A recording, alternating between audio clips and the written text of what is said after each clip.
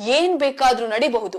ನಿಮಿಷ ಪ್ರಿಯ ಗಲ್ಲು ಶಿಕ್ಷೆಯಿಂದ ಬಚಾವಾಗಬಹುದು ಅನ್ನೋ ಭರವಸೆ ಹುಟ್ಟಿಕೊಂಡಿದೆ. ಯಾಕಂದ್ರೆ ಎಪಿ ಉಸ್ತಾದ್ ಅಂದ್ರೆ ಸಾಮಾನ್ಯ ವ್ಯಕ್ತಿಯಲ್ಲ, ಅವರೊಬ್ಬ ಐಕಾನ್.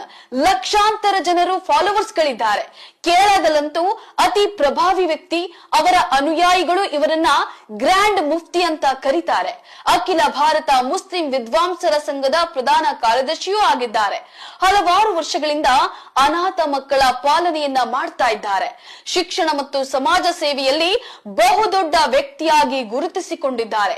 ಕೇರಳದಲ್ಲಿ ಅವರು ಸ್ಥಾಪಿಸಿರೋ ಮರ್ಕಜ್ ಕ್ಯಾಂಪಸ್ ನಲ್ಲಿ ಕಾಶ್ಮೀರ, ಗುಜರಾತ್, ಅಸ್ಸಾಂ, ಉತ್ತರ ಪ್ರದೇಶಗಳಲ್ಲಿ ಕೋಮು ಗಲಭೆಗಳಿಂದ ಹೆತ್ತವರನ್ನ ಕಳೆದುಕೊಂಡ ಸಾವಿರಾರು ಮಕ್ಕಳು ಓದ್ತಾ ಇದ್ದಾವೆ.